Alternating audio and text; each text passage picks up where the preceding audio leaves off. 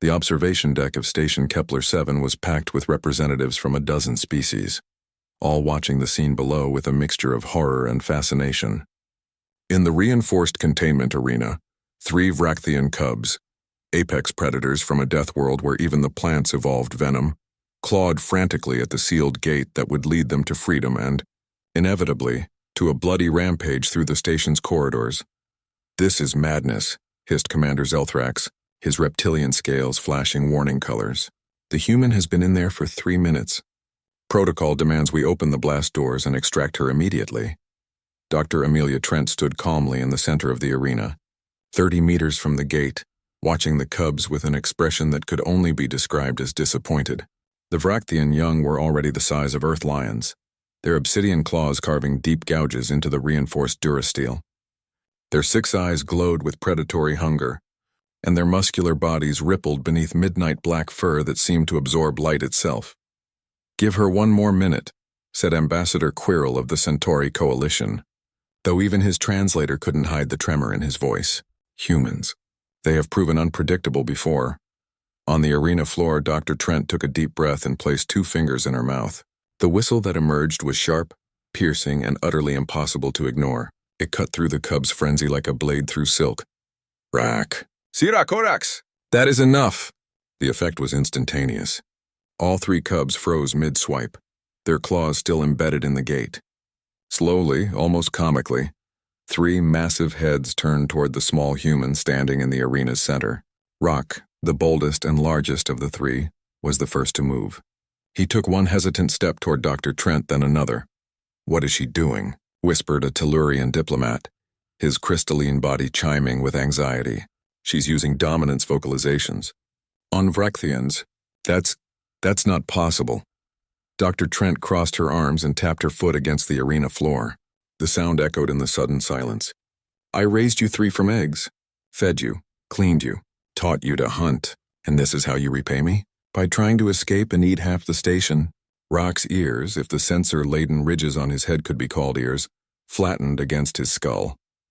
A low whine emerged from his throat, a sound that no adult Vrachthian had ever been documented making. The other 2 cubs shuffled their massive paws, suddenly looking very much like children caught stealing cookies. "Impossible," breathed Commander Zelthrax. "Vrachthians don't show submission. They're engineered killers, spawned from a world where empathy is a fatal weakness." But Rock was moving now, closing the distance to Dr. Trent with increasing speed. The observers gasped and several hands moved to emergency containment controls. The cub's muscles bunched, preparing to spring, and then he crashed into Dr. Trent like an oversized puppy, nearly bowling her over. His massive head pressed against her chest, and that whine turned into something almost like a purr. "If purrs could shake the ground, there's my boy," Dr. Trent said softly, scratching behind Rayak's sensor ridges in the exact spot she knew he loved. "You just got scared when the alarm went off, didn't you? Thought we were under attack?" Sira and Korax abandoned the gate entirely, bounding across the arena to join their brother. Within seconds, Dr. Trent had disappeared beneath a pile of apologetic predator cubs, each weighing upward of 200 kilograms. The observers could hear her laughing. "Someone explain this," Commander Zelthrax demanded, his voice strangled. Now Dr. Chen, the station's xenobiologist, pulled up a holographic display. "We've been studying Dr. Trent's methods for 6 months.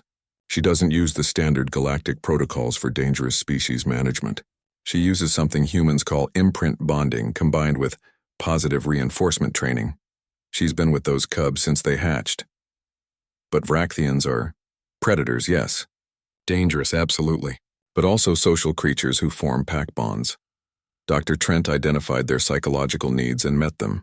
She became their pack alpha, their mother in human terms." On the arena floor, Dr. Trent had managed to extract herself from the pile and was now inspecting each cub with practiced efficiency. She checked Rock's claws. Several were cracked from his assault on the gate. Tutting disapprovingly, she pulled a medical kit from her belt and began applying a bonding gel that would help them heal. "You 3 are going to be the death of me," she muttered, but her voice was warm. "Rock, you especially should know better. You're supposed to set an example for your siblings." Rack's response was to flop onto his back, exposing his vulnerable belly, the ultimate sign of trust in a Vrachthian. Dr. Trent shook her head but couldn't suppress her smile. She rubbed his stomach, careful to avoid the venomous spines that would emerge when he reached maturity. Ambassador Quirrell turned to face the assembled representatives. Gentlemen, what we're witnessing is why the galactic community has been wrong about humanity. We've classified them as a warrior species, yes, but we've missed something crucial. They don't just fight, they bond. They take the most dangerous creatures in the galaxy and turn them into family. It's insanity, Zelthrax protested, but his objection sounded weak even to his own ears. Perhaps, Quirrell agreed, but it's also why humanity has survived everything their death world has thrown at them. They look at a Vrachthian cub, something we would euthanize or contain in maximum security, and they see potential. They see someone worth saving. In the arena, Dr. Trent had finished her inspection and was now leading all 3 cubs back toward their habitat area. They followed her like ducklings, their previous aggression completely forgotten. She paused at the damaged gate, examining the claw marks with a critical eye. We're going to have a serious conversation about appropriate responses to loud noises, she called up to the observation deck. And someone please fix that alarm system. It's triggering their fight-or-flight response unnecessarily. As the blast doors sealed behind her and her deadly charges, the observation deck erupted in confused chatter. But Dr. Chen simply smiled, thinking of the old Earth saying her colleague had once shared. It's not the size of the dog in the fight, it's the size of the fight in the dog. Humanity didn't have the strongest bodies or the most advanced technology, but they had something that made them uniquely dangerous and uniquely valuable to the galaxy. They saw family where others saw monsters. And that perhaps was the most terrifying and wonderful thing about them.